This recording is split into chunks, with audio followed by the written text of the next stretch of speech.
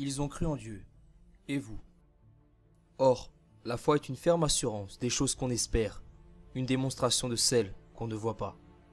Dans ses épîtres, Paul a dit aux Corinthiens: car la prédication de la croix est une folie pour ceux qui périssent, mais pour nous qui sommes sauvés, elle est une puissance de Dieu.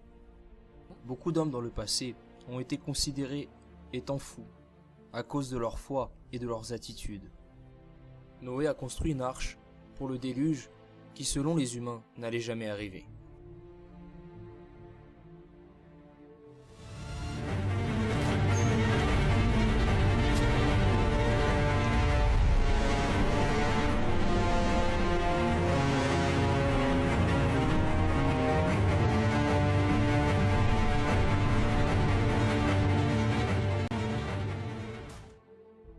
Abraham crut qu'il allait être le père d'une grande nation, sans avoir d'enfant, et son héritier était un serviteur né dans sa maison.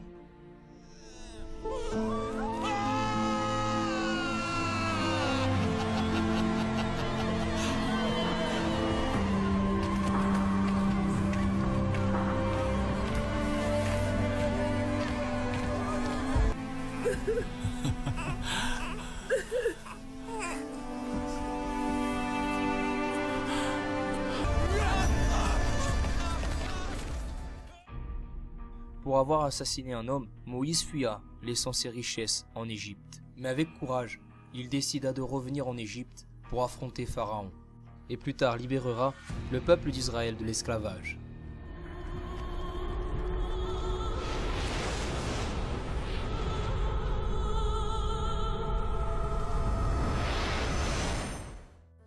À cette époque-là, David était encore qu'un enfant, mais il décida d'affronter le géant Goliath. La plupart disaient que cela était impossible, mais il crut en Dieu. Il l'a affronté et il l'a vaincu.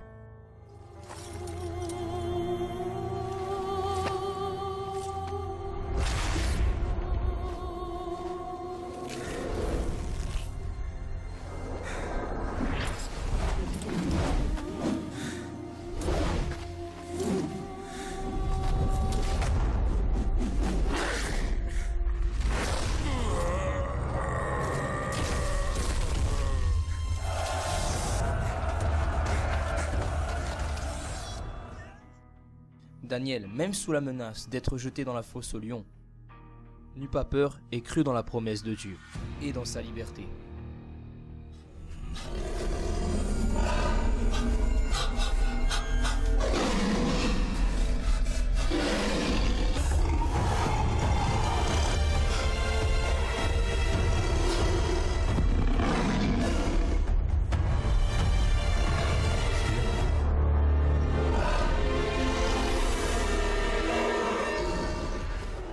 Des hommes discriminés par la société, ridiculisés par beaucoup, rejetés par leur propre famille, condamnés à la mort. Des personnes qui ont défié la nature et la gravité, défiant leurs propres limites, qui ont déplu à beaucoup, confiant dans les promesses de Dieu et confiant que Dieu ferait l'extraordinaire à travers de leur vie. Maintenant, la grande question est: que serez-vous capable de faire pour l'extraordinaire de Dieu? Risqueriez-vous votre futur, vos rêves, votre position pour vivre dans la dépendance totale de Dieu? La décision, c'est maintenant, car elle définira votre lendemain.